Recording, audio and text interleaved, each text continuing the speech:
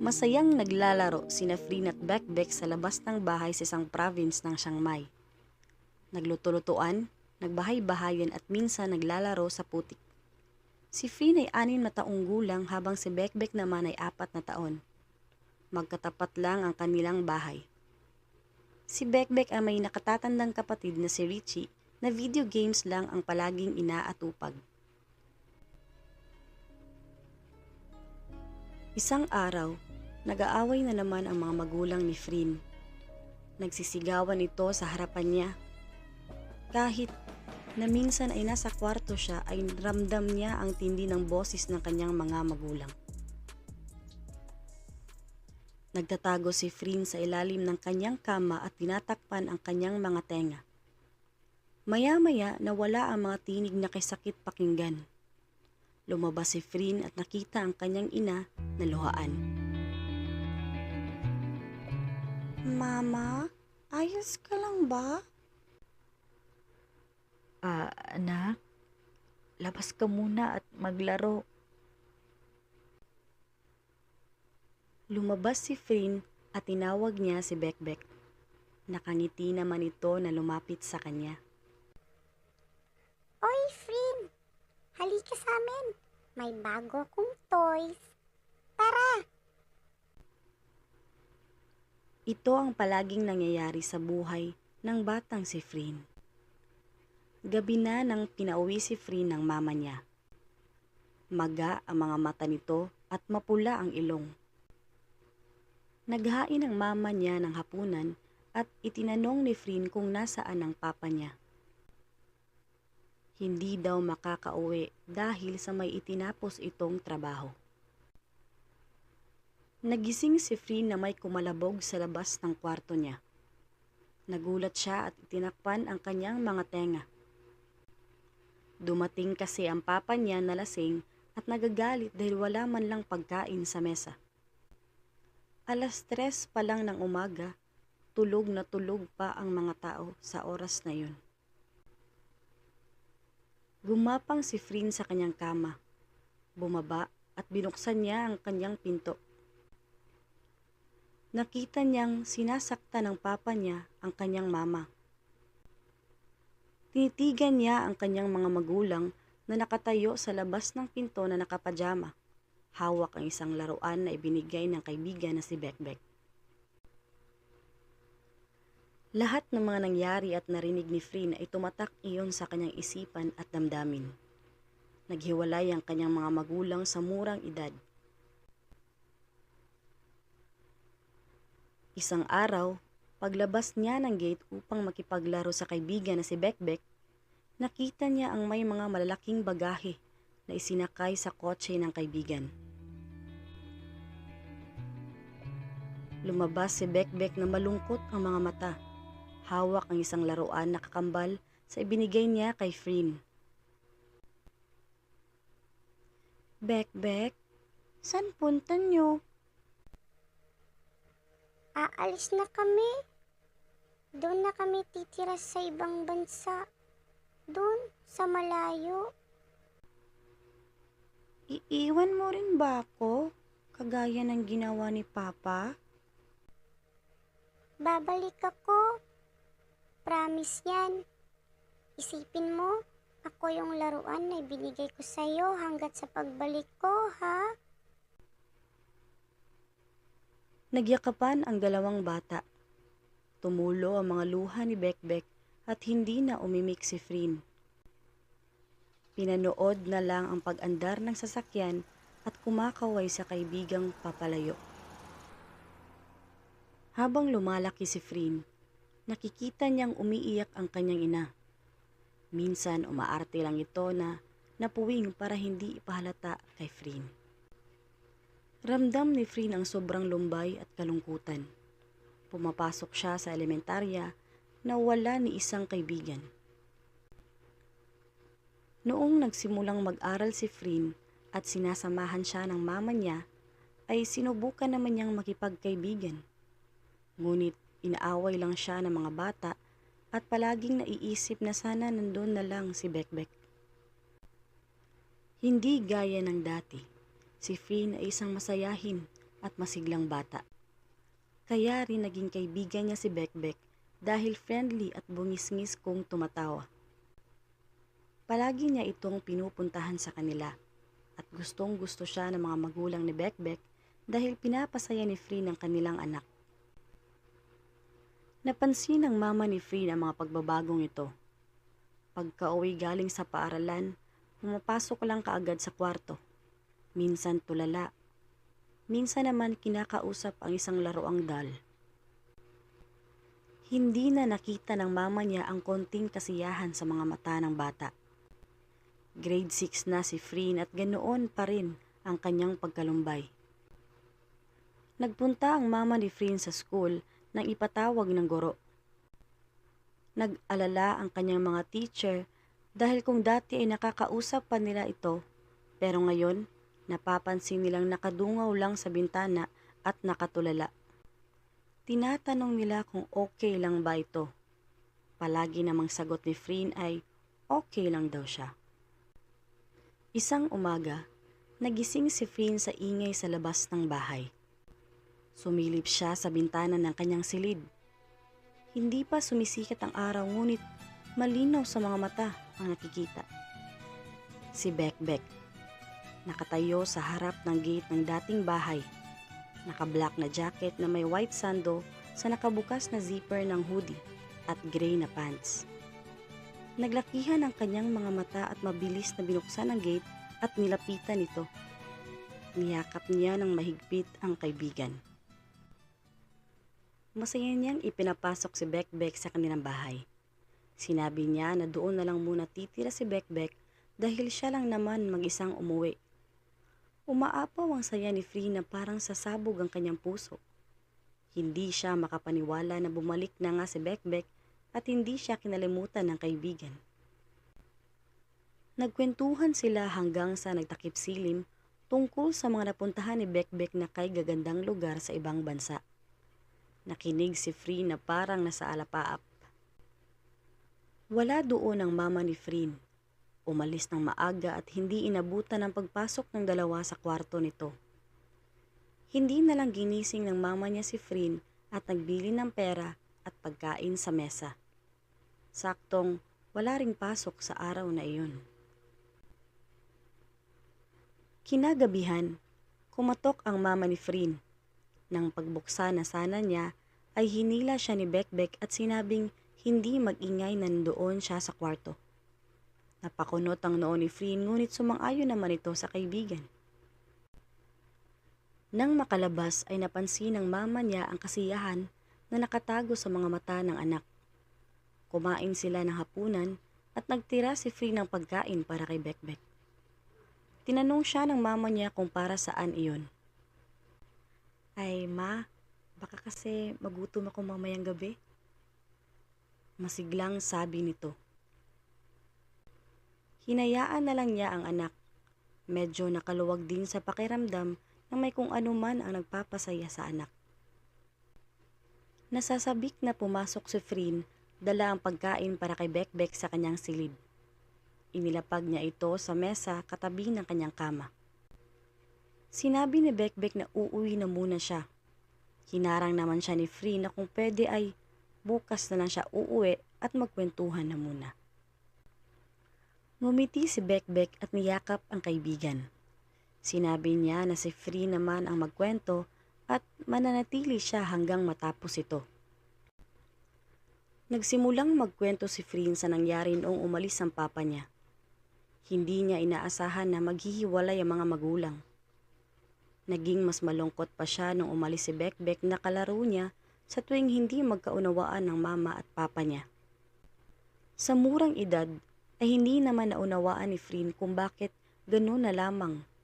Ngunit tila ba ay kay bigat ng kanyang nararamdaman. Walang araw na hindi niya iniisip kung kailan babalik ang kaibigan. Hindi niya alam kung paano haharapin ang mga araw na malumbay na nag-iisa.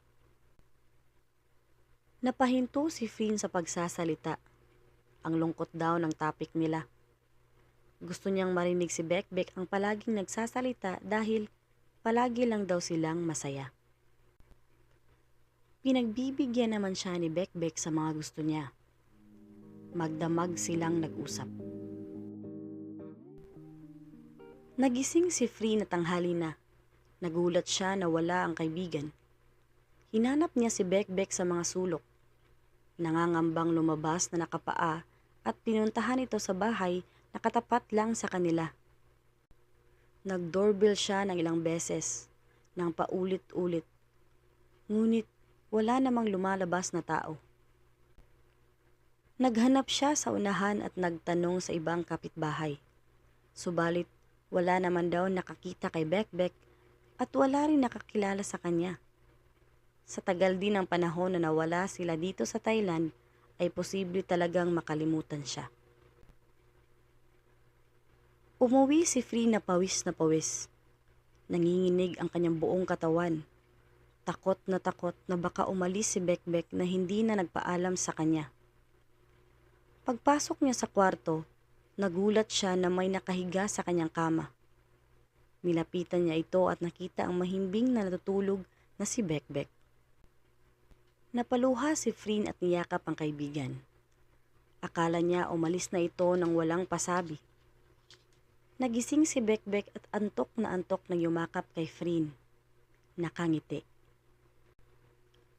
Lumabas si Freen kasama si Bekbek sa kusina. Nagtanong si Bekbek kung nasaan ang mama niya at baka makita siya nito.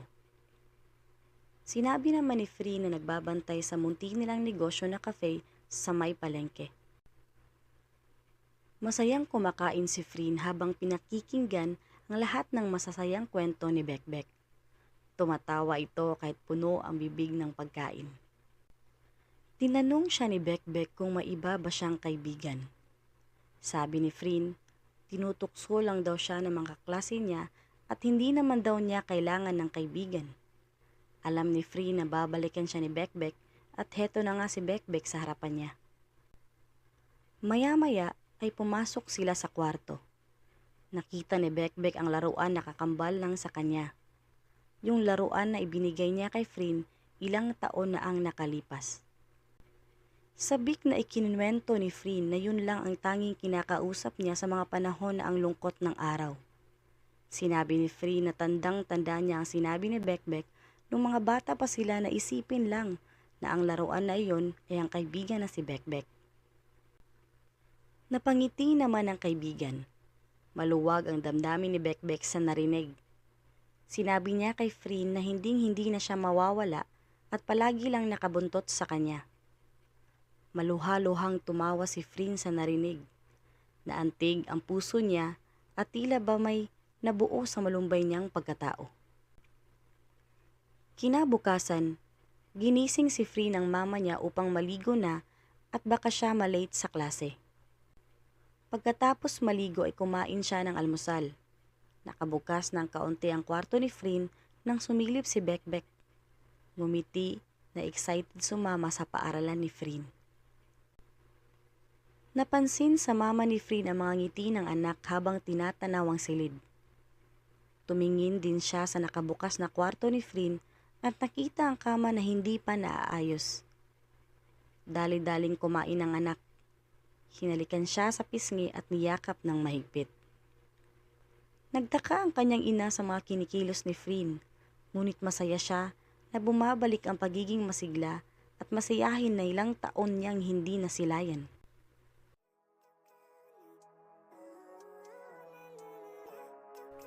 Nakaupo si Free sa gilid ng bintana ng kanyang classroom.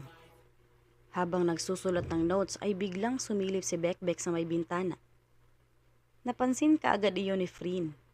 Ngumiti siya na walang bahid na lungkot sa mga mata at patuloy sa ginagawa. Nang matapos ang klase, sinalubong si Free ni Bekbek sa may pinto. Kagaya ng sinabi ni Bekbek, nakabuntot lang talaga siya kay Free.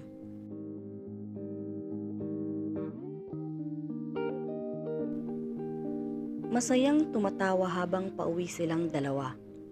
Malapit lang ang school ni Free sa kanila.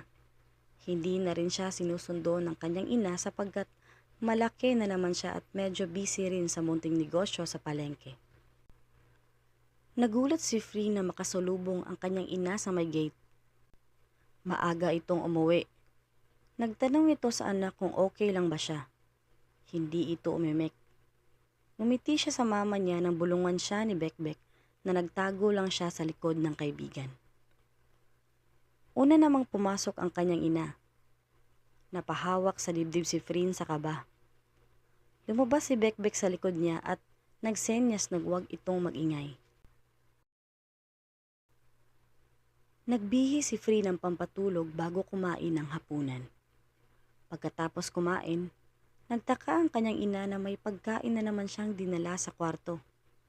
Nagkulang din ang kanilang pinggan na hindi na naibabalik ng anak. Maya-maya bago pumasok ang mama ni Frin sa kanyang silid, naisip niyang makinig sa pintuan sa kwarto ni Frin. Masiglang tumatawa ang kanyang anak. Nagkukwento sa mga gustong puntahan na lugar. Tila ba may kinakausap ito at siya rin ang sumasagot. Binuksan ng ina ang kwarto ni Frin. Bumungad sa kanya ang masasayang mga mata nito habang hawak-hawak ang laruang dal na matagal na niyang nilalaro simula noong bata pa siya. Nagtaka ang ina. Alam naman niya na ito palagi ang nilalaro ng anak simula nung naghiwalay sila ng kanyang asawa at nang mawalan ng kaibigan si Frin. Ngunit sa pagkakataong ito, parang may hindi tama. Nakita niya ang mga plato sa mesa at sa ibang sulok ng kwarto na may mga pagkain. Yung iba nilalanggam na dahil sa pagkain na hindi naman nagalaw. Kinabukasan, kinausap ng ina ang mga guro ni Frin na hindi muna makakapasok ang kanyang anak.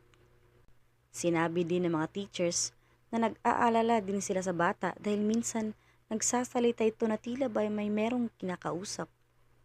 Kung hindi naman ay nakatulala lang sa may bintana ng classroom. Nang walang pag-aalinlangan, isinama si Frin ng kanyang ina sa isang psychiatrist. At doon lamang nalaman na mayroon siyang mga sintomas ng schizophrenia. Parang nabagsakan ng langit ang ina ni Frin. Parang gumuho ang kanyang mundo sa narinig. Schizophrenia involves a disconnection from reality, including hallucinations and delusions. It also affects your ability to recognize your symptoms. It's a severe condition, but it's treatable. Kay bigat sa damdamin ng mga narinig. Hindi alam ng kanyang ina kung ano ang dapat gawin. Sinabi naman ng psychiatrist na magagamot ang kanyang anak. Hindi naman ito sinabi na may schizophrenia siya, kundi sintomas na more likely ay delusional disorder. Treatable ito with psychotherapy at medikasyon. Nang makauwi ay niyakap si Frin ng kanyang ina. May halong pagsisisi ito at sinabi sa anak kung gaano siya kamahal ng ina. Nagtaka si Frin kung bakit biglang nagkaganon ng kanyang ina. Kinausap siya nito sa kung ano ang nangyayari sa kanya. Hindi naman sumang-ayon si Frin sa mga eksplanasyon ng kanyang ina na sinabi ng psychiatrist. Ikinalma ni Frin ang kanyang sarili at pinatunayan na mali sila. Pumasok siya sa kanyang kwarto at tinawag si Bekbek. Hinayaan lang siya ng kanyang ina. Umiiyak ito na tinatanaw ang anak. Hinanap ni Frin si Bekbek sa iba't ibang sulok ng kwarto. Binuksan niya ang kanyang wardrobe at nakita na nagtatago si Bekbek doon. Hinila ni Frin ang kanyang ina upang makita si Bekbek. Napahawak sa labi ang kanyang ina nang makita ang laruan na doll sa loob ng kanyang wardrobe. Kinuha niya ito at ipinakita kay Frin. Hinawakan ni Frin ang laruan at tumingin pabalik sa wardrobe. Walang Bekbek na nakatago doon. Hindi makapaniwala si Frin. Hindi siya naniniwala at sinabi sa ina na halos magkasama sila ni Bekbek sa bahay. Humagulgol ng iyak ang ina nito. Naaawa siya sa kanyang anak. Naging hysterical si Frin. Palakad-lakad ito at tinatawag ang pangalan ni Bekbek. Subalit wala ito. Sinundan si Free ng kanyang ina na lumabas ng gate. Nag-doorbell siya ng ilang beses sa bahay nila Bekbek.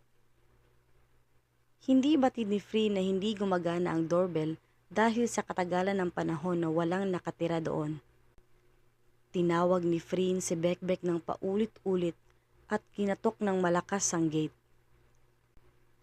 Pinigilan siya ng mama niya na humagulgol sa pag-iyak. Niyakap niya si Free na parang nawawala sa sarili.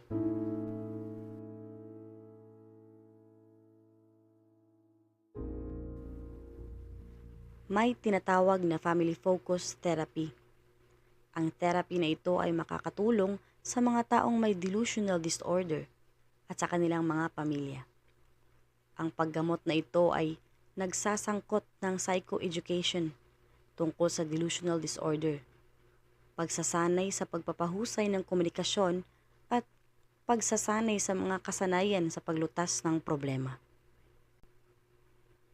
Pinahinto na muna sa pag-aaral si Free ng kanyang ina. Sinasamahan siya sa kanyang psychotherapy at may iniinom na gamot. Hindi siya iniiwan ng kanyang ina at isinasama kung saan. Araw-araw siyang kinakausap ng kanyang ina kung ano ang kanyang nararamdaman, pinapaintindi at ipinaparamdam na hindi siya nag-iisa. Sa mga pagkakataon na makikita si Free ng kanyang ina na nakatulala ay nilalapitan siya ng ina. Tinatanong kung anong gumugulo sa isipan niya. Noong una ay hirap magsalita si Free sa nadarama. Paunti-unti, sumasagot siya na nahihiya siya sa kalagayan niya. Minsan malungkot o nakadarama siya ng pagkatakot. Ang laking tulong ng psychotherapy sa kanya.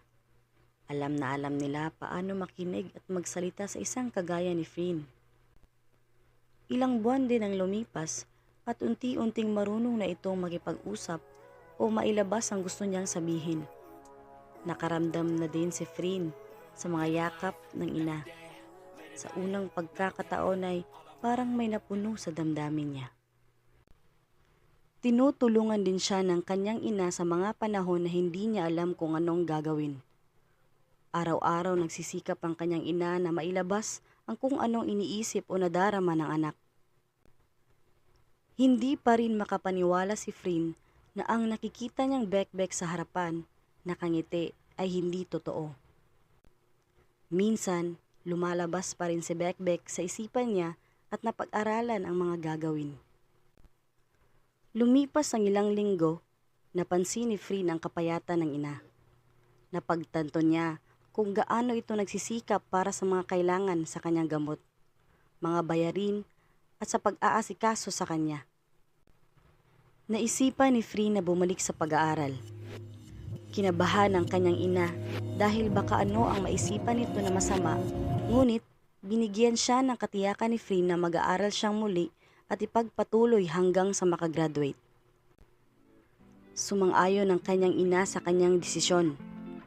Bumalik nga sa pag-aaral si Free at natapos ang elementarya at high school. Masayang tinitingnan ng kanyang ina ang mga medals na nakasabit sa pader.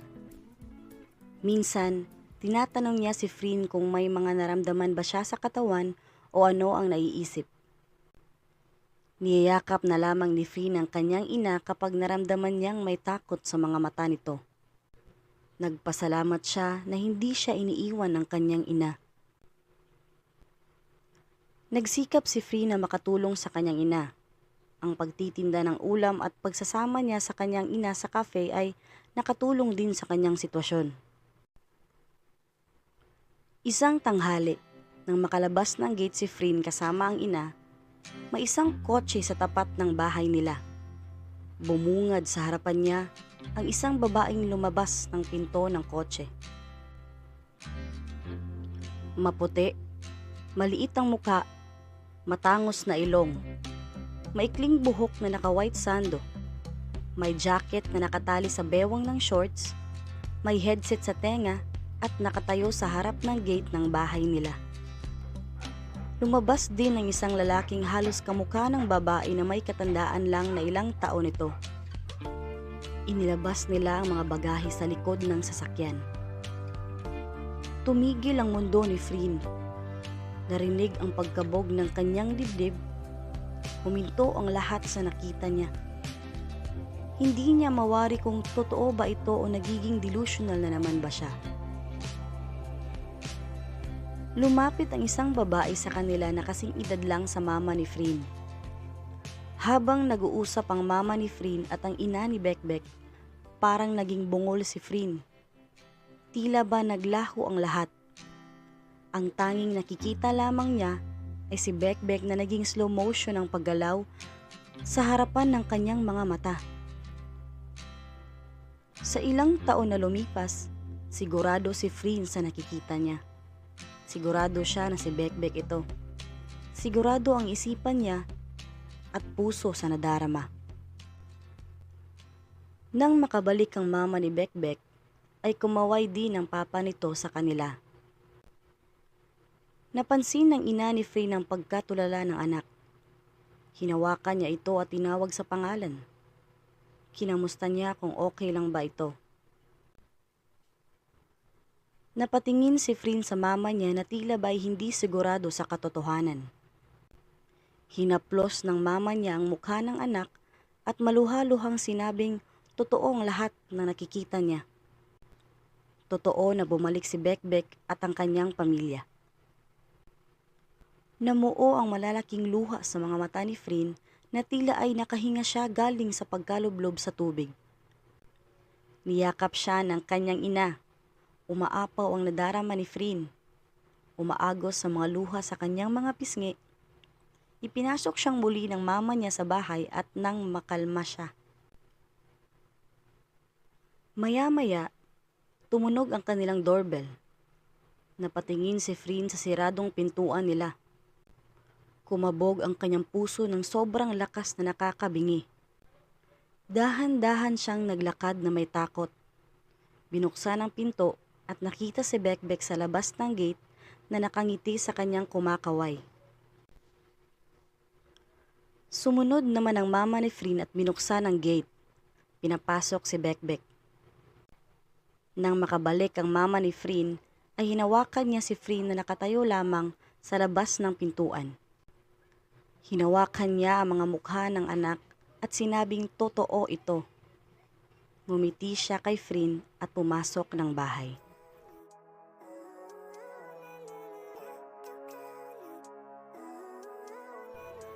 Hey, hi, Pifi. Aniya nasabik na sinalubong si Freen. Hindi napigilang umiyak ni Freen. Hinawakan siya ni Bekbek sa mga kamay nito at niyakap niya si Bekbek. Dinamdam ang katotohanan na hindi ito panaginip lamang. Niyakap din siya ng mahigpit ni Bekbek na may pananabik. I told you, babalikan kita. Sagot niya sa mahigpit na yakap ni Freen na alam niyang sobra siyang na-miss ng kaibigan. Pinunasan ni Bekbek ang mga luha ni Freen. Hindi niya mawari ang pagkasabik nang makita niya ang mga nagluluhang mga mata ng kaibigan. Siguro, bumabalik lang din ang mga naiwang magagandang alaala na kalaro lamang ito.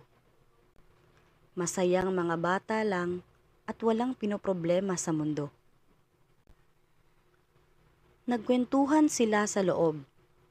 Kinuwento ni Bekbek na dito na sila for good.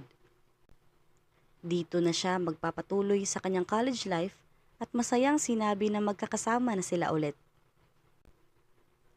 Sa labas naman ng gate ay nagkwekwentuhan ang kanilang mga magulang. Nangamusta ang mama ni Bekbek sa kanila.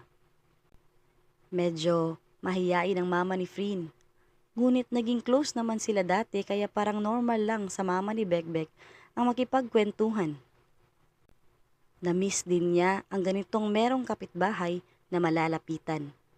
Hindi gaya ng kanilang tinitirahan sa ibang bansa na wala ring permanenteng tirahan dahil kung saan madistino ang papa ni Bekbek ay doon din sila.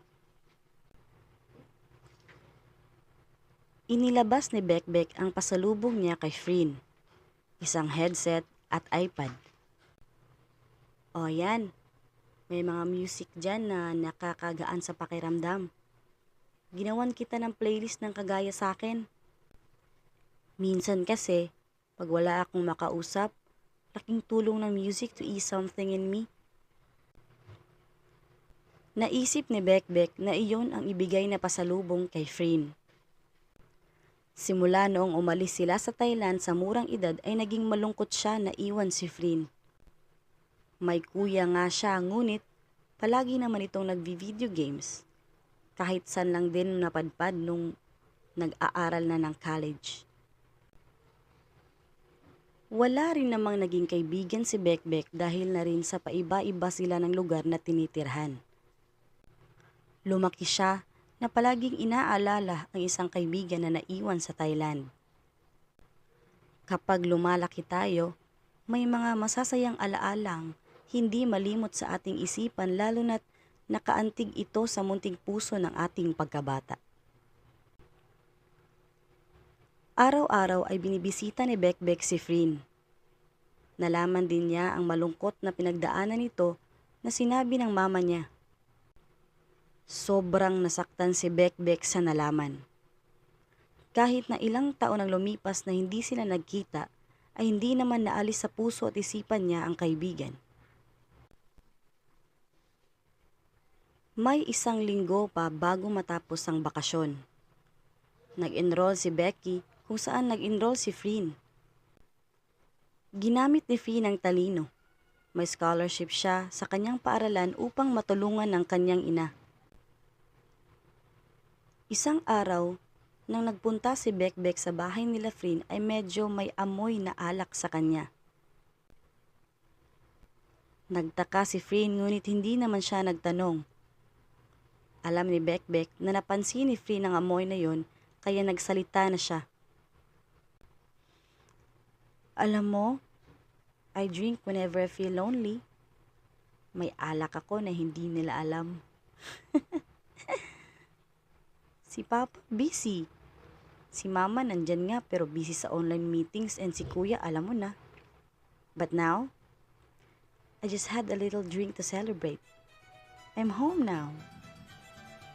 Sabay yakap kay Frin na nakangiti at namumula ang pisngi.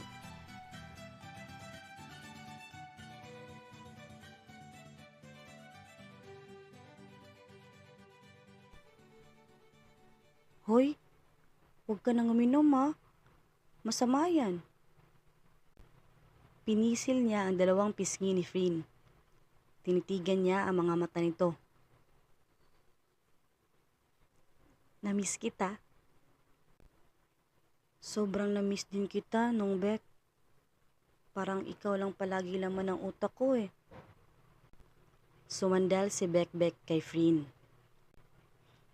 It feels so good to be next to you. Gaya na lang ng mga bata pa tayo. Sinulit nila ang mga araw hanggang sa unang araw ng pasukan. Minsan, hindi man magkasabay sa pag-uwi ay palagi naman nila hinahanap ang isa't isa. At kung walang pasok, doon natutulog sa kwarto ni Frin si Bekbek. Habang tumatagal, tuluyan na nga na gumaling din si Frin sa kanyang sakit. Naging busy sa pagtulong ng kanyang ina at kay Bekbek na ngayon ay palagi na niyang nakikita. Sa isang gabi na natili si Bekbek sa kwarto ni Frin, hindi siya makatulog.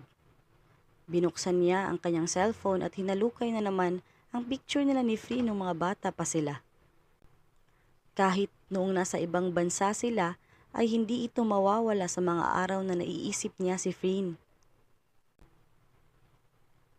Nagising si Frin at nakita ang mga picture nila na tinitingnan ni Bekbek. Uy, may picture pala tayo nung bata? Oo naman. Ito yung time na my father bought a camera tas kinuhaan niya tayo habang naglalaro. Itinago ko to kaya pinicturean ko na din para may kopya. Halika, Let's take a selfie. Idinikit ni Bekbek ang kanyang mukha kay Frin. Sa kuha na litrato, nakasmile si Bekbek habang si Frin naman ay nakatingin lang sa kanya. Tiningnan niya si Frin sa mga mata nito. Huminto siya at niyakap ng maigi. Hindi alam ni Bekbek ang kanyang nadarama. Sa sobrang kalungkutan din niya nung nasa abroad at sa iba-ibang lugar, ay hindi din naman talaga nawala si Finn sa isip, lalong-lalo na sa kanyang damdamin. Hindi sigurado si Bekbek sa nadarama. Tila ba ay kay sarap lang na nasa piling ni Finn. Hindi nabubuo ang araw niya pag hindi ito nakikita. Si Finn naman ay sumisilip sa bintana ng kanyang silid kung nakauwi na ba si Bekbek sa school. Minsan kasi kapag TTH ay magkaiba ang oras ng mga subject nila, lalo na at hindi naman pareho ang kurso nila at si Finn kailangan ding puntahan ng ina para tulungan ito sa cafe. Napansin ng mga magulang nila ang pagka-close ng sobra ng kanilang mga anak. Naisip nila na na-miss talaga nila ang isa't isa. Ngunit, kilala ng mga magulang ang kanilang mga anak.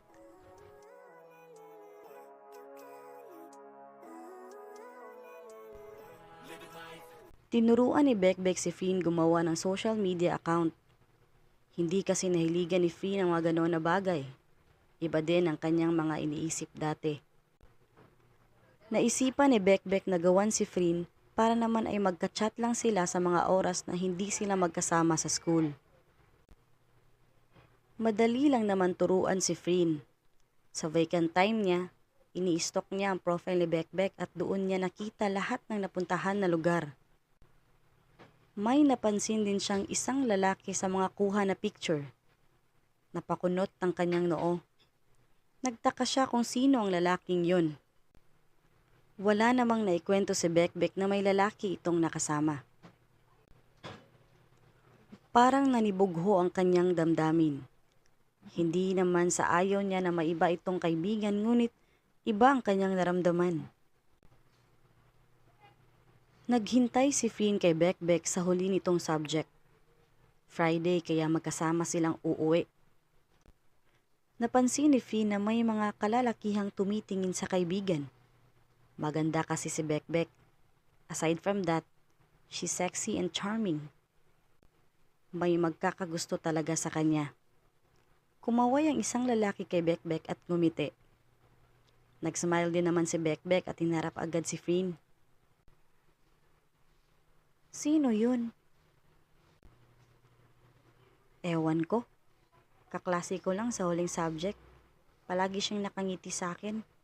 Cute din naman. Aniya na walang pakialam. Hindi kumikibo si Finn habang papauwi silang dalawa.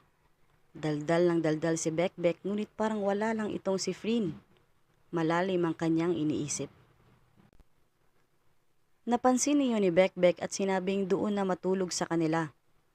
Sinabi naman ni Finn na hindi na muna sa ngayon at may mga kailangan siyang tapusin.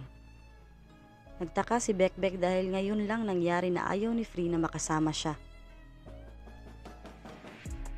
Nang pumasok si Bekbek sa gate nila ay hindi siya nilingon ni Frin.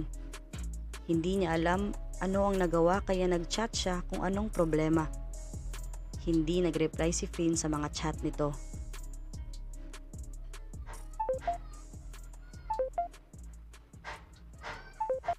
Nag-ring ang phone ni Frin. Tila ba ay may maraming mensahe ito na dumarating ngunit hindi niya ginagalaw ang kanyang phone. Nagmukmok siya sa kanyang kwarto at hindi kumain ng hapunan. Natakot ang kanyang ina. Kumatok ito sa pintuan at pumasok. Tinanong niya si Frin kung anong problema. Sumagot naman ito na wala lang daw. Kinabahan ang mama ni Frin dahil baka bumalik ang dati niyang pinagdaanan. Hindi naman niya pinilit ang anak na magsalita. Tumayo siya at lumabas. Kinuha ni Finn ang headphone at iPad na ibinigay sa kanya ni Bekbek. Binuksan niya ito at nag-play ng isang music na nasa playlist na ginawa ni Bekbek. Pinikit niya ang kanyang mga mata. Hinayaan ang sarili na malublob sa kanta. Patuloy lang ang pakikinig ni Frin. Kagaan sa pakiramdam na para siyang lumulutang at nawawala ang kung anuman ang nadarama. Natapos niya ang isang buong playlist ng kanta. Nang binuksan niya ang kanyang mga mata upang i-play ang isa na namang playlist, ay nagulat siyang nakitang nakaupo si Bekbek sa kanyang harapan.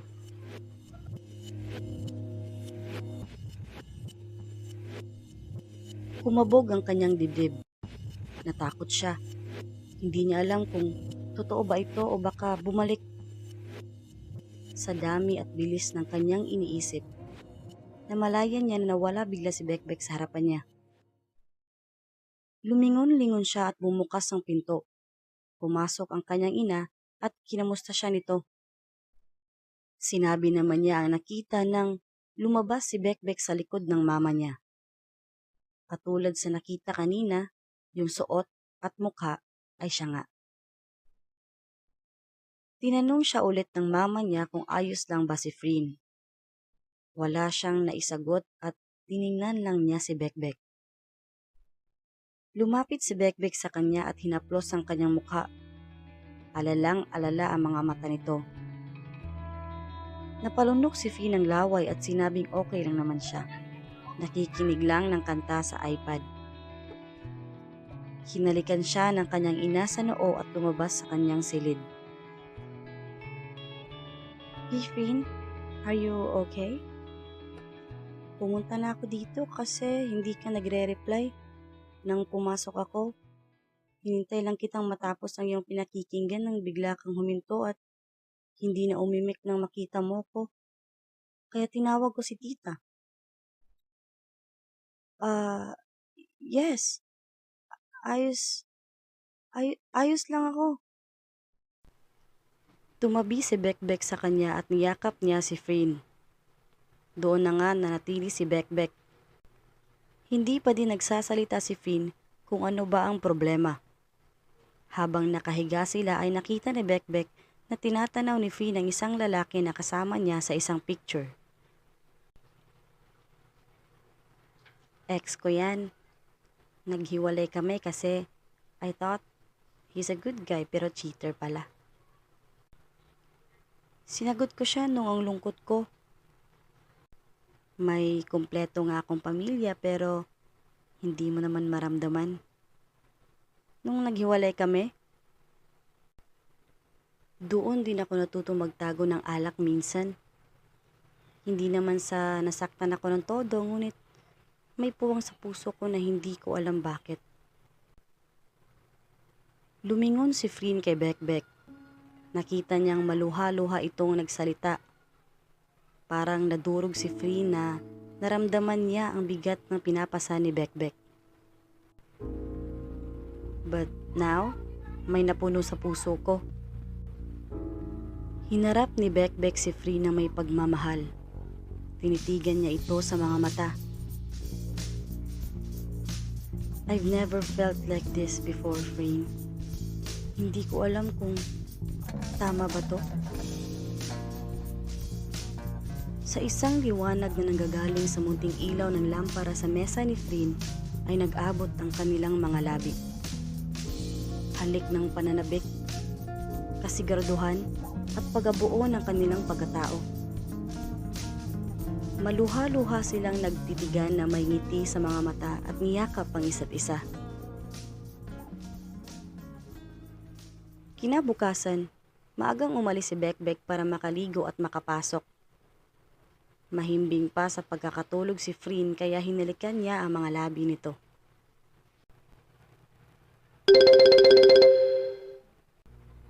Nag-alarm ang cellphone ni Frin. Pagkagising niya ay nagtaka siya at wala doon si Bekbek. Inisip niya na baka panaginip lang ang nangyari.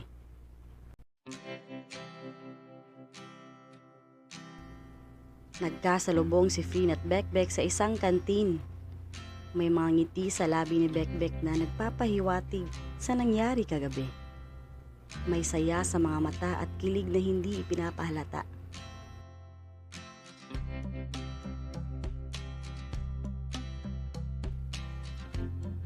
Hindi naman sigurado si Frin sa mga tingin ni Bekbek. Ang alam kasi ng isip niya, panaginip lang yon. Nagtabi silang kumain. Patingin-tingin si Bekbek sa kanya na parang kinikiliti. Sorry, hindi na kita ginising kanina. Hindi kumibo si Frin. Inisip ng maigi ang nangyari kagabi. Biglang namula ang kanyang pisngi. Palihim siyang ngumiti na nakatingin sa kanyang pagkain. Totoo nga. Totoo ang lahat ng yon kagabi. Pagkatapos kumain ay kanya-kanya na silang pumasok sa kanilang subjects. Nililingon ang isa't isa. May mga tinginan na kay lagkit at ngiti na kay tamis. May mga panahon na hinihintay ni Bekbek si Frin at sabay na umuwi. Halos sa lahat ng oras ay nagchat-chat silang dalawa. May good morning text at good night pag hindi magkatabi sa pagtulog. May kumain ka na ba sa mga gabing hindi magkasama? May pa I miss you pa sa mga sandaling kakatapos lang nilang magkita at emojis na halik. XOXO love Bekbek, love Frin. Inspired na pumapasok at mag-aral sina Frin at Bekbek. Nagtutulungan din sila sa mga projects na kailangan matapos. Bumibisita rin si Bekbek sa cafe pag nandun si Frin at nahahalata na rin sa mama ni Frin ang mga tinginan ng dalawa na ikinatuwa niya kahit hindi alam ng dalawa.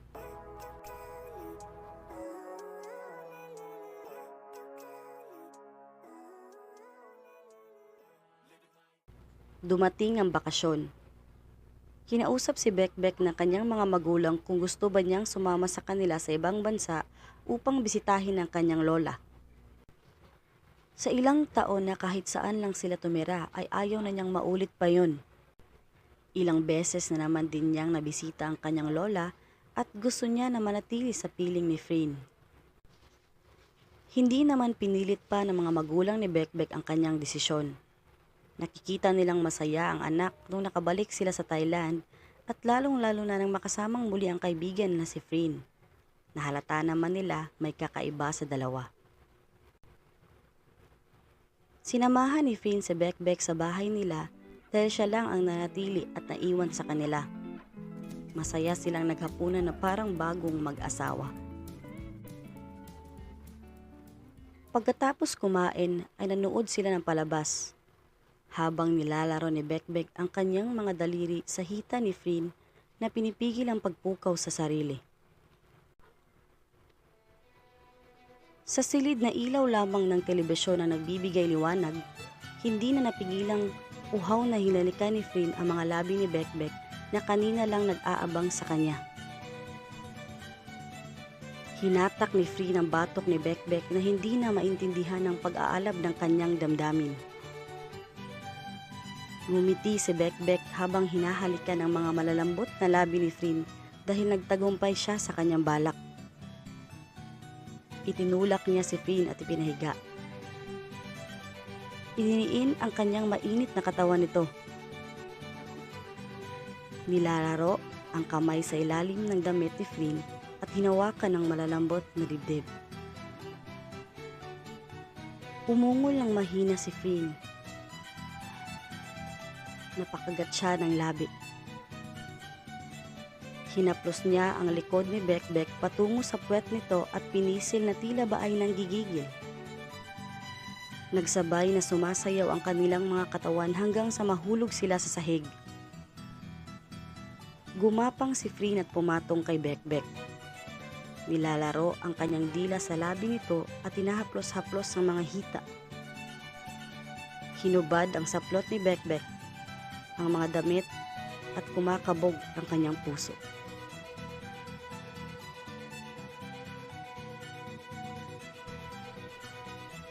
Hinatak ni Bekbek ang likod ng ulo ni Frin at inilapit sa kanyang dibdib. Nag-iinit na umungol si Bekbek ng dahan-dahan. Hinubad ni Freen ang kanyang damit at nakita ni Bekbek ang tattoo na infinite sa baba ng kanyang dibdib. Nagliliyab niyang tiningnan si Freen na may pananabik at pagnanasa. Nagdikit ang mainit nilang katawan. Hinawakan ni Freen ang parte ng katawan ni Bekbek sa gitna ng dalawang hita kung saan dun mo maranasan ang sarap sa pakiramdam. Nilalaro ni Freen ang kanyang mga daliri sa pagkatao ni Bekbek. Naglabasan ng mga ungol na puno ng kasiyahan at pagmamahal.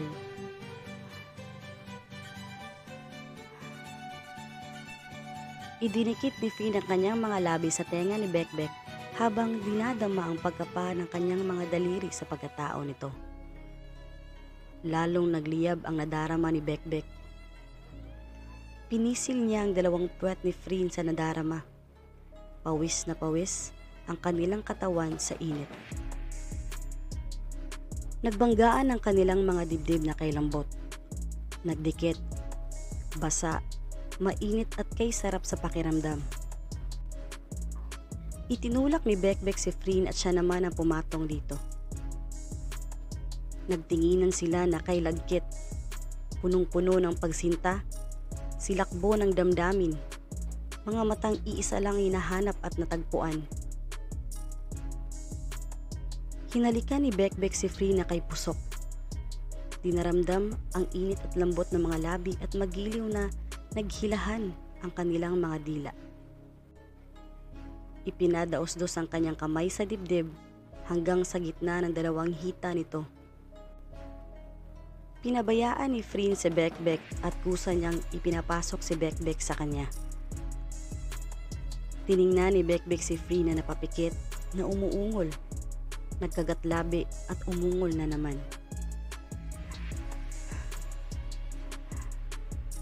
Idinilat niya ang kanyang mga mata at nagkatinginan sila. Habang idinarama nila ang isa't isa, nasagot ang lahat ng tanong sa isip sa ilang taon na magkahiwalay. Mga pagaling na mga sugat at pagmamahal na nahanap. Nagtagal iyon ng mga 3 oras. Tumayo si Bekbek at tinulungan si Freen. Kumuha si Bekbek ng 2 damit para isuot nila at maging komportable. Uminom na maraming tubig at nagtitigan. Mga titig na ayaw na nilang magkahiwalay at puno ng kasiyahan. Niyakap ni Bekbek si Freen. Mga yakapan na binawi ang ilang taong paghihiwalay. Mga yakapan na tama sa pakiramdam at nagbibigay buhay sa kanilang dalawa. Paulit-ulit na nangyari yon. Halos gabi-gabing natutulog si Freen sa bahay nila Bekbek para samahan ito. Minsan, hindi naman talaga sila natutulog. Kung hindi, nanunood lang ng palabas na pawis at may tubig na katabi. Baka kasi mauhaw sa kakanood ng telebasyon.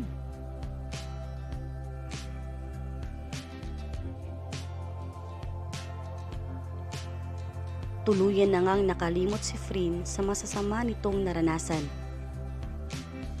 Pinuno ni Bekbek ng pagmamahal si Freen at ganoon na rin lang ito sa kanya. Wala nang bahid ng kalungkutan o pagkalumbay ang kanilang pagsasama. Wala nang puwang na galing sa nakaraan. Lumipas ang ilang taon at nakagraduate na sila sa kani-kanilang kurso. Sinabi na rin nila sa kanilang mga magulang ang kanilang pagmamahalan na halata na naman sa kanila simula pa nung naghiwalay ang 2 bata sa piling ng isa't isa. Lumago din ang negosyo sa mama ni Freen. May mga ibang branch na rin sila sa buong Thailand. May sariling mga trabaho na ang dalawa. Kahit busy, nabibigyan nila ng oras ang isa't isa. Sa susunod ay nagplano na magbakasyon sa ibang bansa at ilibot ni Bekbek si Freen sa mga lugar na gusto nitong puntahan na kasama siya.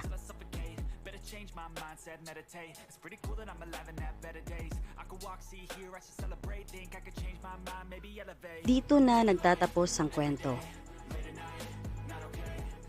Thank you po sa pagbigay ng oras na makinig sa handog ng Free and Becky Stories.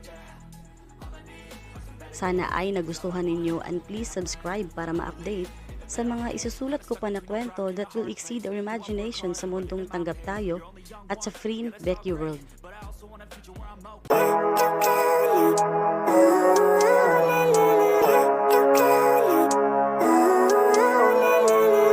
Living life, every day, late at night, not okay. All I want, and I pray, all I need are some better days. Fuck me, I'm looking in the mirror, so foggy, but I've never seen clearer. I don't really think anyone can save me, and honestly I'm not really sure I want saving. I like to be my own worst enemy. There's no risk if you don't try at anything, so I'ma just keep buying everything. See you in the next life, have to be a better me. I don't think that my head's on straight, gotta flip it and grip it and go and get an x-ray. What's wrong with me? I just feel weight pushing on my chest and it squeezes till I suffocate. Better change my mindset, meditate. It's pretty cool that I'm alive and have better days. I could walk, see, hear, I should celebrate. Think I could change my mind, maybe elevate. Living life, every day, late at night, not okay. All I want, and I pray, all I need are some better days. Yeah, all I need are some better days. Cause all I want, and I pray, I believe in the better days. I'm kinda stuck between a rock and a hard place. Do I work hard or live at my pace? You're only young once, yeah that's all great, but I also want a future where I'm okay. Living life is doing lots of cocaine. Wait no, it's living with no shame. Wait no, it's sleeping in on Sundays. I guess it's different for each of us and that's okay. Well I just wanna be happy, how to get there? Glad that you asked me. I think it's different for everyone. Some of us need work, others need fun. Some of us need purpose to overcome. But try to do what you love when it's said and done. Cause there's so many differences in each of us. Trust your gut, it can show you what you want. Living life, every day, late at night, not okay. All I want, and I pray, all I need are some better days. Yeah, all I need are some better days. Cause all I want, and I pray, I believe in the better days. Living life, every day, late at night, not okay. All I want, and I pray, all I need are some better days. Yeah, all I need are some better days. Cause all I want, and I pray, I believe in the better days.